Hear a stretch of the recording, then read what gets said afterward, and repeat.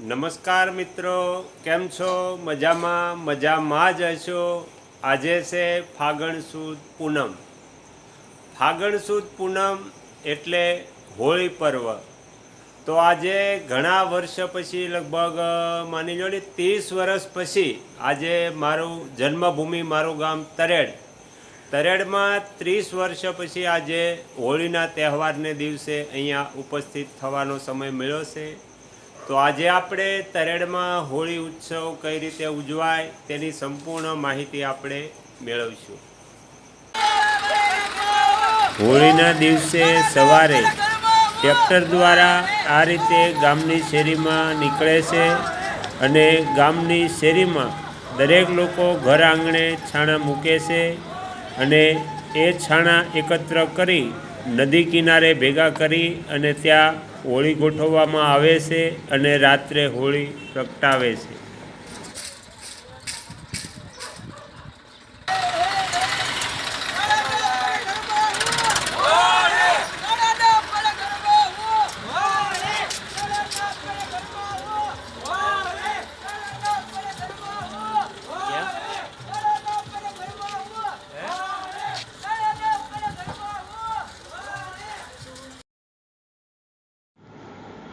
આ છે મારું પ્રિય ગામ તરેડ. આજે અહીં પવિત્ર હોલિકા દહન ઉજવાઈ રહ્યું છે. આ અગ્નિ માત્ર લાકડાનો દહન નથી, પણ અહંકાર અને દુષ્ટતાના નાશનું પ્રતીક છે. જેમ ભક્ત પ્રહલાદની ભક્તિની જીત થઈ, તેમ સત્ય હંમેશા જીતે છે. આ પવિત્ર અગ્નિ આપણા જીવનમાં પણ સકારાત્મકતા અને શુદ્ધતા લાવે એવી પ્રાર્થના.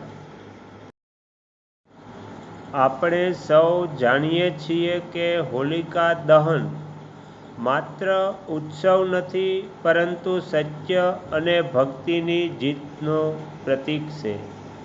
પુરાણોમાં વર્ણન આવે છે કે એક સમયે રાજા હિરણ્યકશ્યપ ખૂબ અહંકારી હતા. તેઓ ઈચ્છતા હતા કે બધા લોકો તેમની જ પૂજા કરે, પરંતુ તેમનો પુત્ર પ્રહલાદ ભગવાન પ્રત્યે અડગ ભક્તિ રાખતો હતો.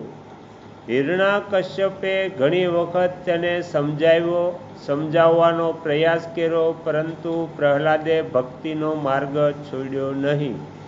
ત્યારે રાજાની બહેન હોલિકા, જેને અગ્નિમાં ન બળવાનું વરદાન મળ્યું હતું, તે પ્રહલાદને લઈને અગ્નિમાં બેસી, પરંતુ ભગવાનની કૃપાથી પ્રહલાદ સુરક્ષિત રહ્યા અને હોલિકા દહન પામી.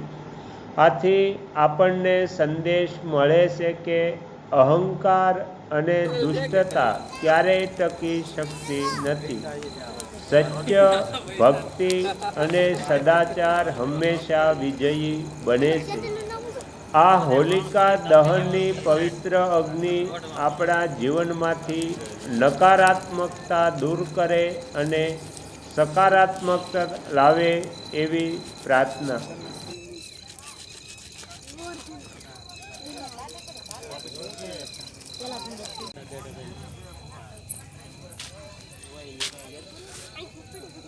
હેલો દોસ્તારો, બોલો કઈક, બોલો બધા. આ અમારો નવો વ્લોગ છે.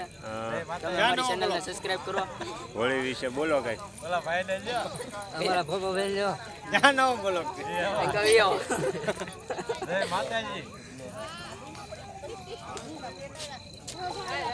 આ બધા મિત્રો ઉભા છે અમારા. રાકેશ અંકો એ તો ભાઈ સંજય અંકા વીએ યા એ વ્લોગ માં એ બધું વીએ એટલા બધું જો એ વીએ અંકા વીએ અંકા ઇસ્ત્રી કરી દીધી. હોળી વિશે કઈ કીધે. બોલો હોળી વિશે બે શબ્દ બોલો કઈ. તને હાથ કરવા અહીંયા એમ કહું બોલો રાતના લાકડા કરવા જતા.